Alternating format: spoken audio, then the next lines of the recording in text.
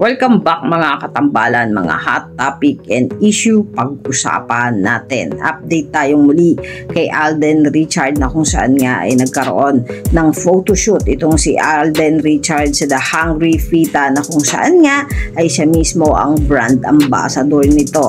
Ayan, nagkaroon naman ng pasasalamat ang naging photoshoot at buong team nitong si Alden Richard matapos nga ang kanilang photoshoot sa pamamagitan ng prayer na isa din si Alden Richard sa nag-lead nito.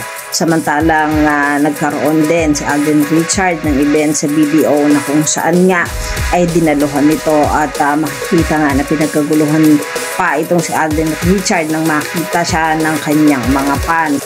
At isa pa nga sa shinare nitong si Alden Richard ay ang naganap niyang photoshoot sa na-release nga ng Vivo V50 na kung saan nga ay nagkaroon pa nga ng event na inatinan din nitong si Alden Richard.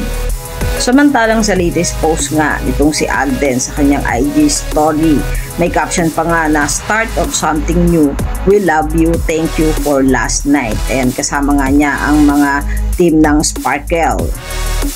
At sabi pa nga niya dito ay communication is what make a team strong. Ayan, yan yung update ngayon ni Alden Richard sa kanyang IG story. Samantalang isa pa sa inaabangan nga ngayon ay ang pagrampa ni Alden Richard sa gaganaping bench body of work sa March 21. At ang pinost din itong si Alden itong kamakailan lang ay ang something massive na magaganap daw ngayong March 16 at isa pa sa aabangan kay Alden ay ang pag-host niya sa March 23 naman sa PMPC Star Award 2025 na kung saan nga ay magkakaroon din ng award itong si Alden Richard. Yan yung mga update natin ngayon kay Alden. Kayo mga katambalan, ano ang masasabi nyo? Mag-comment lang sa comment section at pag-usapan natin. Yan ang mga hot topic and issue dito lamang sa Tambalang JK.